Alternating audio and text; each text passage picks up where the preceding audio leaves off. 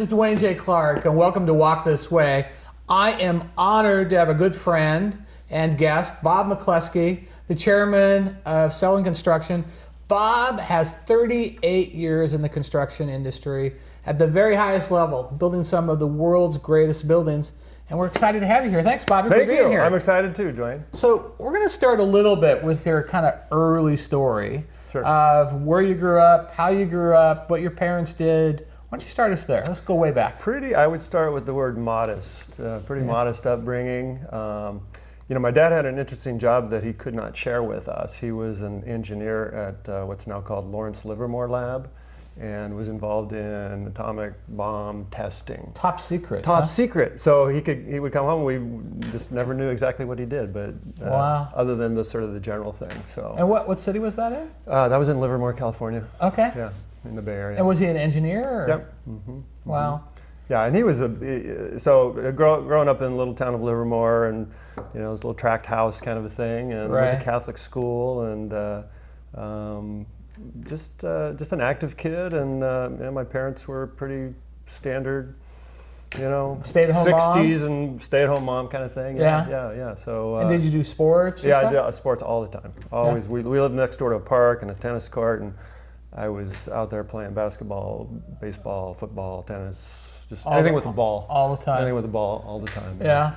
And and my parents were, I think, modest as well, and I think I picked a lot of that up from them, especially my dad. Right. He's kind of a guy that wouldn't put it into words, but you would see his actions, and he modeled great behaviors. Kind of quiet authority. Yeah, quiet authority, right. So what were the things that you picked up from your dad that you look at yourself and go, oh my God, I'm my father now?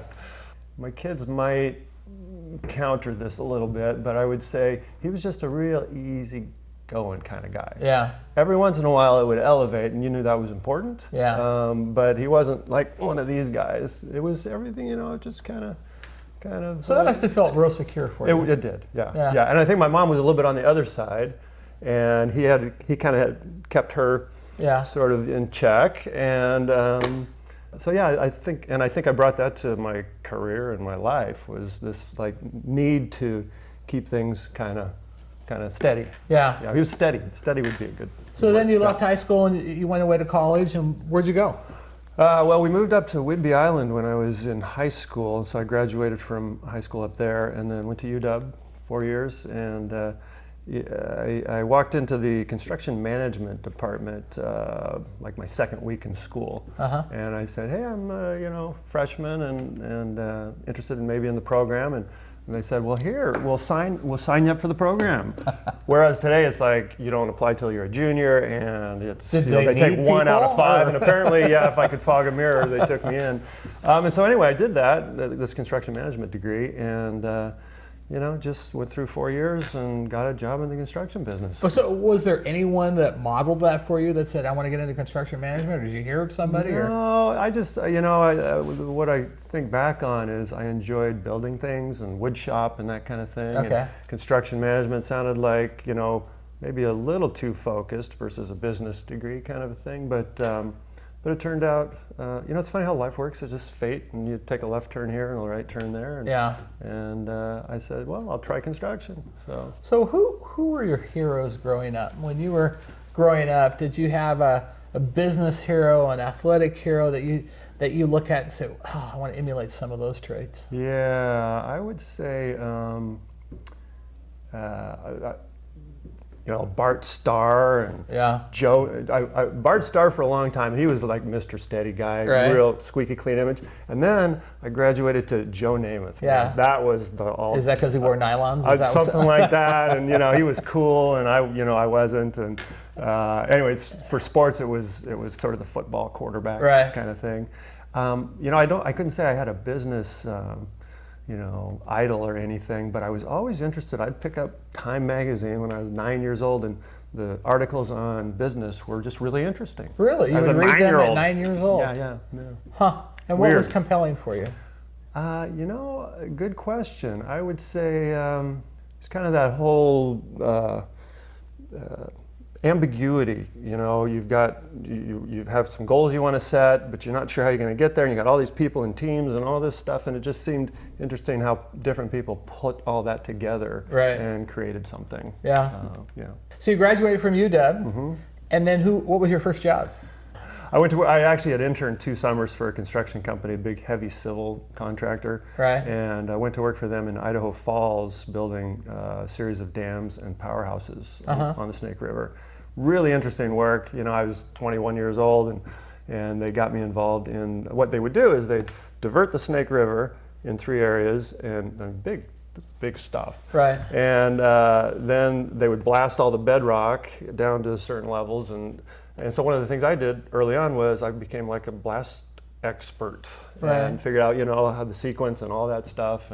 And so anyway, that whole heavy civil world was fascinating, but what it required was for you to move every 2 years or so to some other little town. And they were going to send me to some place on the Mississippi to build a big lock and dam. And that didn't excite you? It didn't excite me. I kind of, my parents, you know, wanted to maybe be a little closer to them. Right. And so called up a friend of mine, Scott Greenwood, who was All-American tight end for the Huskies, but he was a good friend of mine in school, and we graduated together. He worked at Sellen, and I said, hey, you know, any possibilities? And anyway, they hired me over the phone. Really? On December 7th, 1981. You have a lot of experience with people just signing you up on the just spot. Sign me up. Bring it on. Right. Bring it on. There's something about your negotiation skills or something. I don't know what it is. So what did you do initially with Sellen? Project engineer, which is, you know, you're on a job site and you're basically, the way I define that job is you're trying to get the right stuff to the job at the right time. That sounds easy, but there's a lot to it. And so working with subcontractors and with our own people and buying stuff and just making sure it shows up so that you don't have 40 people looking at you like, what are we going to do today? Yeah. So. And this was 36 years ago, 37 years ago? That was 1981 I started. Wow, so 38 years almost ago. 38, yeah. Yeah.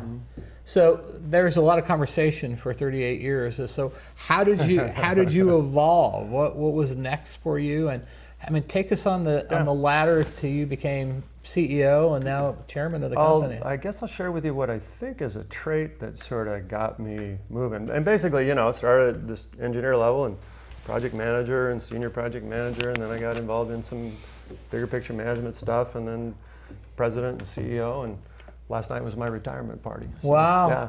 How serendipitous that you're here. Right, yes. right.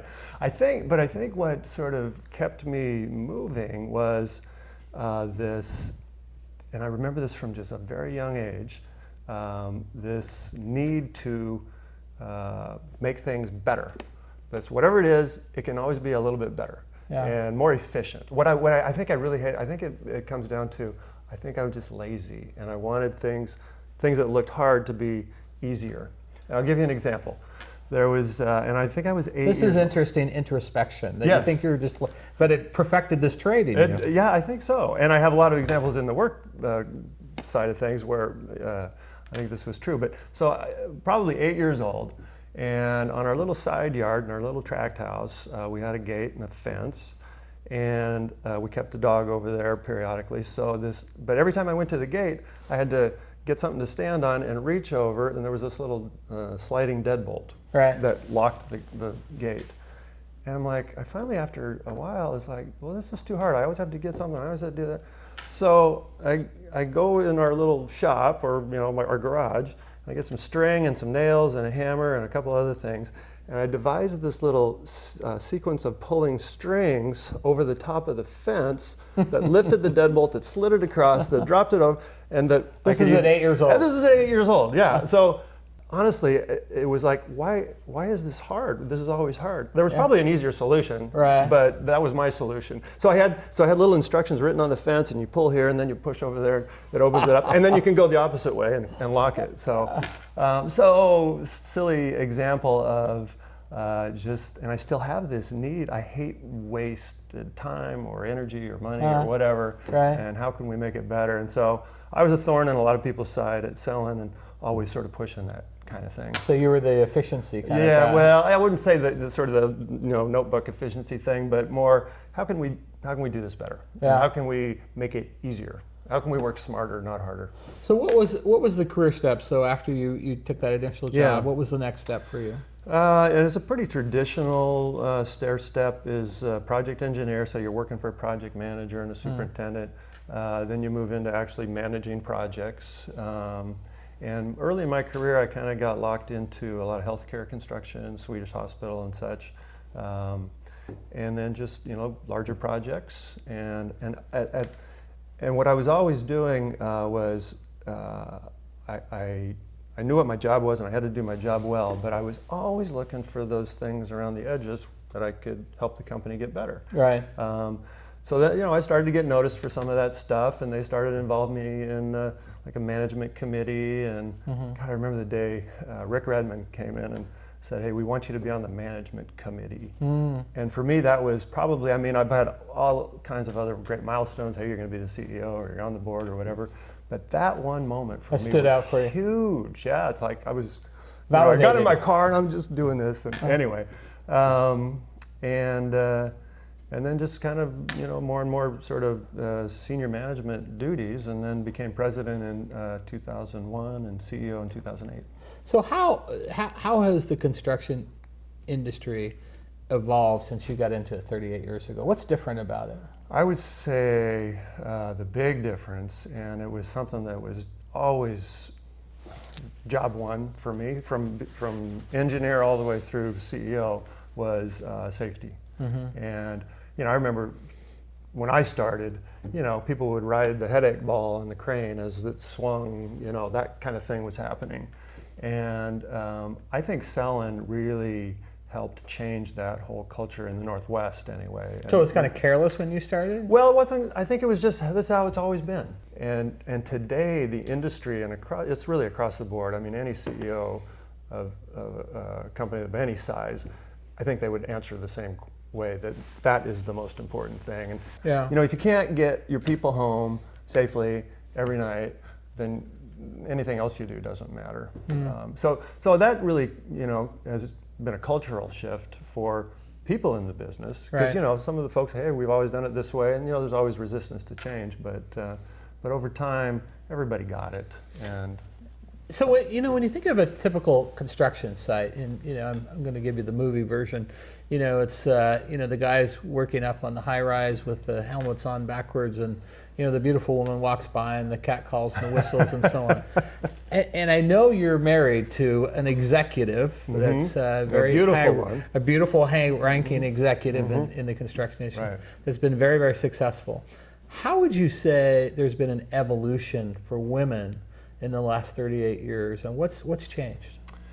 Well, my wife would tell you that as she walked onto construction sites, she suffered from the cat call kind of thing. I think it's just a different generation has come into leadership and just more progressive, and there is zero tolerance for that kind of thing. But did you have to directly sit down and do sensitivity training in classes? We've done, for 25 years, we've sort of had positive work environment training for everybody. Right. I think we were way ahead of, in fact, a lot of companies still don't do that. And then it's not so much about technically making sure people get trained and all that, but it's when an issue comes up, how do you deal with it? Right. And so people are watching that, and I think, at least in our company, people will tell you that we don't mess around. Yeah. That doesn't So happen. zero tolerance. Zero tolerance. Yeah. Yeah. It still happens, and there's still some Neanderthals out there that don't get it, but but fewer and farther between. Yeah. How big was Sellen when you started, revenue-wise? Probably about 40 million. And now it's north of $1 billion? Well, 2 years ago it hit 980, and I think this year it's around 500. It's very cyclical. Depending on the kind of projects you have going. And we stay really tight geographically, so we just sort of ebb and flow with what's going on here. This area ebbs a lot and flows a lot, and so If I was a guy listening to this podcast and really wanted to get into construction management, what would you tell him? What as a CEO of one of the largest construction companies that has been around, what did you say? This is what you got to do. This is what we look for. This is how to impress in the interview. What would you say? I would start with, and sometimes like the UW construction program asks us those kind of questions.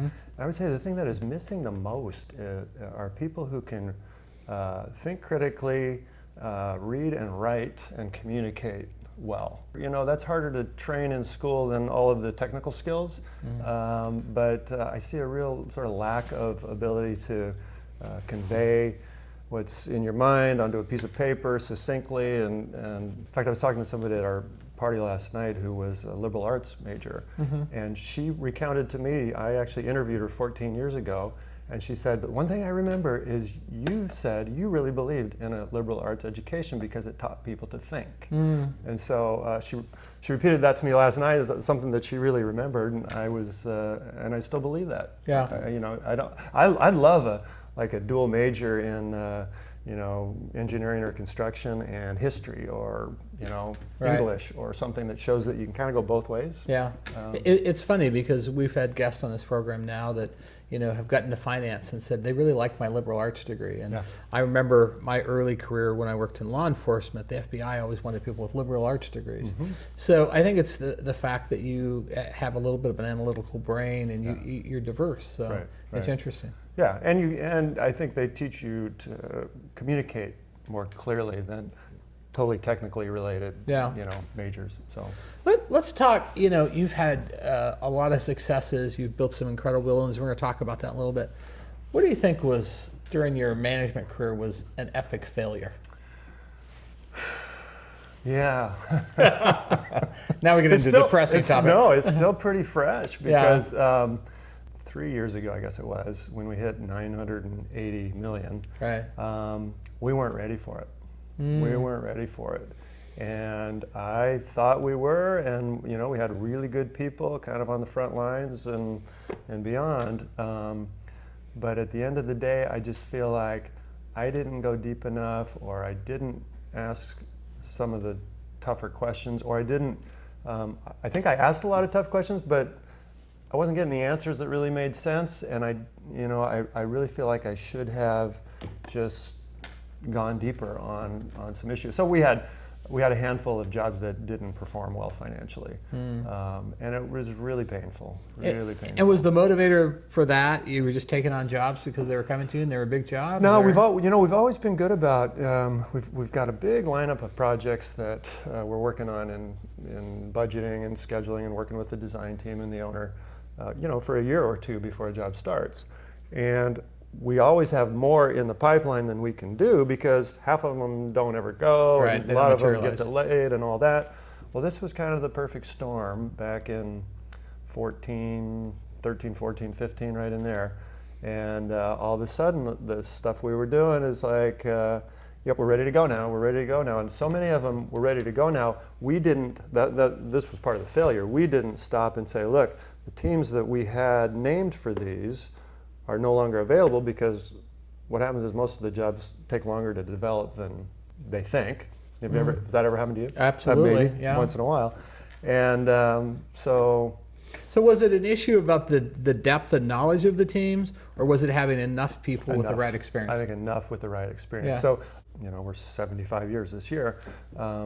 Always been internal growth, organic, promote from within. And we ended up, to do this work, hiring people from outside the company at a senior level. So you lost quality. Yeah. Well, and then too, the sort of tribal knowledge of how we do things. We didn't have the time to spend with those new people about how to do things the way we do them. And so it was painful, really tough. So how would you do it different?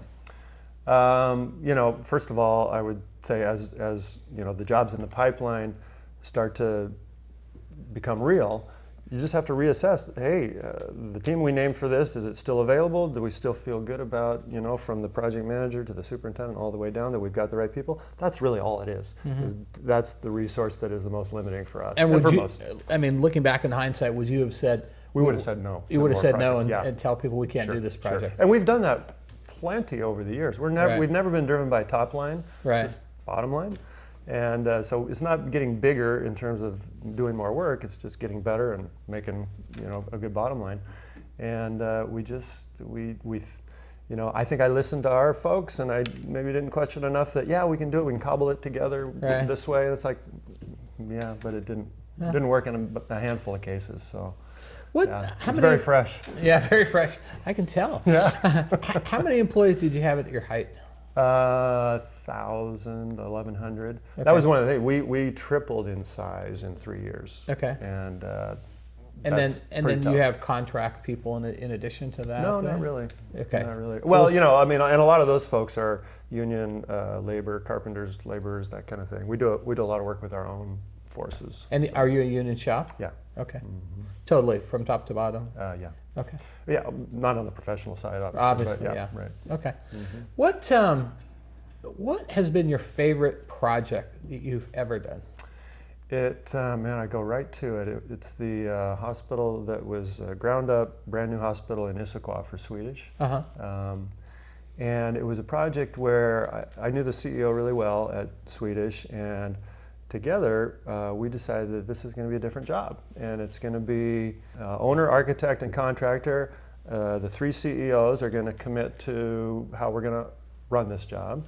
And at every level below that, we kind of created a culture that we talk about working together as a team, but this is really going to happen. And we set up some shared incentives and some check-ins, and it was one of those jobs that just it was fun, and it was we built that hospital in about 60% of the time that it would have taken a similar project to do.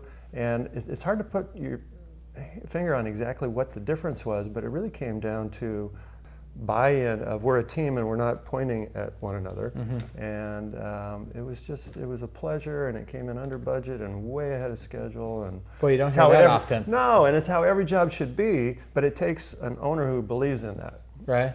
To really create a team like that. So let's pivot off that. What advice would you give somebody that's looking to build a big commercial building or a big project about working with their contractor builder? I would say, and I call it setting the table. What happens so often is somebody wants to build something, so they hire an architect and a contractor and a lot of other people, and we all jump in the pool and we all start swimming.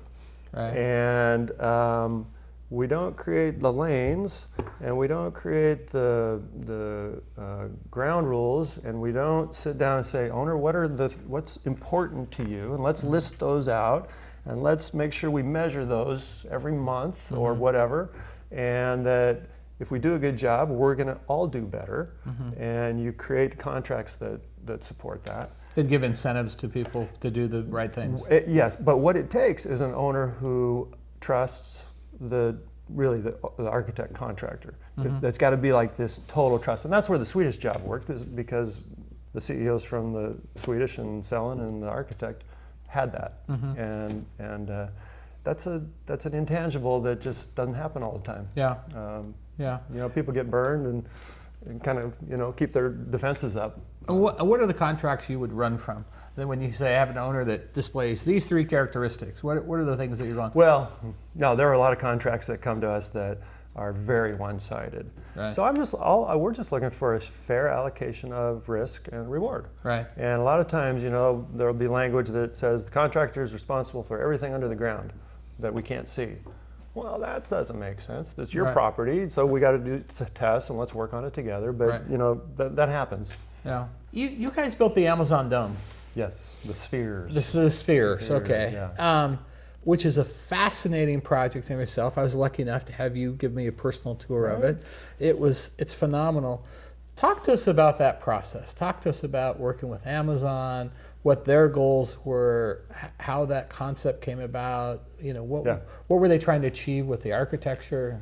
There have been a couple of projects we've done that Jeff Bezos has been personally involved in, right? And that was one. And so his vision was for a place where Amazon employees can come and collaborate in an environment that promotes creativity and kind of a lot of stuff that I think CEOs would say they want. In the early conversations with the architect, NBBJ was the architect, and they were the perfect choice because they've done stuff all over the world. And anyway, the team went on a tour around the world of different large-scale dome sort of projects. One was the CEO of Red Bull built a hangar somewhere in Europe, and somewhere in Singapore there was something similar. So there was a handful of projects, none of which resemble at all what ended up getting built, but there were aspects of it that they found interesting. So then, the architect comes up with this glass dome concept, 100 feet tall and filled with 3,000 species, not 3,000 plants, 3,000 species of plants from all over the world. Pretty rare plants. And unbelievable. So, and I'll tell you, we built that in the same time frame that we were having troubles on other jobs. Right. This job was as more complicated than anything we've ever attempted, under budget, on time, unbelievable. And why was that? That's one that kind of started on time and went per the schedule, and so we had a team that stayed with it from start to finish. That's probably the biggest difference. But there was also this mentality that, hey, we're doing something really special here. And so we had 18 people from the architect, and Amazon was involved making quick decisions, and from our team's perspective.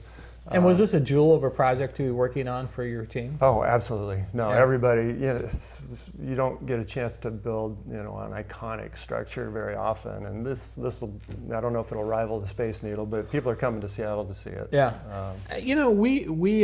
I think this is one of Bezos' idea, but maybe you can confirm this, is we're big proponents of biophilia. And the science of where plants actually help impress the immune system. And biophilia has got its roots in hospitals, where they noticed people would go in for surgery, and post-op they'd put people in rooms that looked out over brick walls and concrete, and then they put people in rooms, and this was by pure accident, put people in rooms that looked out over parks. And they found that the people that looked out over the parks were actually healing faster from their surgery, where they saw nature. And what they discovered through the science is that that plants and nature actually help improve the immune system. And so now we've taken to the level of bringing plants inside, and we find that people get sick less. But one of the things they're finding now, and I think this is why Bezos did it, maybe you can confirm this, is because of the oxygenation in plants, you're in this super oxygenated environment, which helps your creativity, right? Because your brain's thinking at its clearest point. Was that any of the motivation, or did you just want a cool Swiss Family Robinson kind of environment? I don't know the answer specifically, but I can tell you that there is, within the one of the domes, there is like a footbridge that I understand Bezos said he wanted something Swiss Family Robinson. Right. Yeah. So it's very specifically, yeah. I have to think that the answer is actually yes to your question. Yeah. That was a very thoughtful part of what they're talking about. Yeah. You go in there and it's a very controlled environment in terms of high humidity and temperature and that kind of thing. But was that the most challenging project in terms of architecture and stuff that you worked on? Oh, for sure. And I don't know that you could have built that, or you couldn't have built it in 3 times the time frame without. How long did it take to build it? It was about 2.5 years. And how big is it inside? What's the? I don't know. Do you measure in square footage? Not really. Not really. Because it's more of a. It's probably a dome. Yeah, no, it's got like 3 levels and different spaces. I'm thinking it's in the 70,000 square foot. I mean, it's not gigantic. Right. And how many employees are based in it? Well, none. So they just come there as a think tank. Yeah, just to come and read a book or think about an idea or whatever. And is it open to the public then? No. I think they're opening it periodically, but I'd heard that on one of the tours Bezos brought his parents. And one of our guys was there, and his dad said at the end, "You need to open this to the public." so they're starting to do that a little bit. I'm not sure that was why, but wow, yeah, interesting. That was fascinating. What I was going to say is, without computer-aided design, and the steel structure was incredibly complicated, and then how you attach to that, and everything's in a different plane. It was. I had our lead layout guy kind of walk me through his whole process, and it was just like rocket science. Wow. Yeah, it was something. What's the one project that you've always wanted to build that you've never got the opportunity to say, oh, God, if I could build a X, I'd really love to do that? No, actually, we've done hospitals, and I love doing healthcare and education and life science projects and spheres and the Gates Foundation, and it's like we've sort of. I don't think there's one that is on my list that we haven't sort of touched. Okay. So yeah. no lingering products that, you're not going to make the next gate entry with the string and the nails. I'm leaving that to these other folks. Did you patent that? I haven't yet, but I should. So what's next for you, Bobby? What's the next venture? Well, what we're telling people, and my wife and I both retired at the same time 2 weeks ago. Or repurposing. Yes. And our plan is to not have a plan for a while. That's and good. Just to decompress, but to repurpose, not to retire. Right. Really, that's a great phrase. And we'll just see what comes. We're going to let it come to us. Yeah. And already some things are coming, and we're sort of saying, no, don't want to do that just yet. Yeah. But you got to get up in the morning with some purpose and meaning, and we're going to make sure we do that. Yeah. Yeah. So, last question for you. You've had this esteemed 38-year career. You've led a company to, $1 billion in earnings. You've built some of the most iconic buildings in the world. The culmination with the Amazon sphere. How would you like your career to be remembered? If somebody was talking about Bob McClesky and what he did, what would you like him to say? What would you like him to know? There's sort of the head and the heart, in running a business. Mm-hmm. And for me, I think in terms of sort of any kind of legacy, I love the legacy of the work that we've done and what happens in those buildings that we've, people get educated and healed and all that. For me, it's more how much heart did I bring into this company and this culture and this organization. And I think I played a part in creating more of a people-centered organization than a project and a technical delivery-centered organization. And that's hard for a construction company. It is, because it's like build buildings and make money. That's sort of what you hear out there. But there's way more to it. And you created your own tribe. Well, kind of, yeah. And I felt some of that last night at our little retirement party, because people would share stories of, like when I interviewed this one gal 14 years ago, and you realize you have more of an impact than you think, right? Just over time. And so hopefully I impacted some individuals, and as a culture of a company, made it a little bit better. And we've been locally owned and managed for 75 years, and the next couple, 3 generations to keep that going. Yeah. So. Well, I think, knowing you as well as I do and being a good friend, I think, the integrity factor is incredibly high, and people have a tremendous amount of respect, and you've brought, I think, and continued that with Sellen. So thank you for being my guest today. Absolutely. I It was a pleasure. it. Thanks, my pal. All right. Thank you. Thank you, Dwayne. We're out. Hi, welcome to Walk This Way. It's Dwayne J. Clark. Wasn't that a great interview that we just had with Mr. Bob McClesky of Sellen Construction? Some really interesting points that I just want to highlight.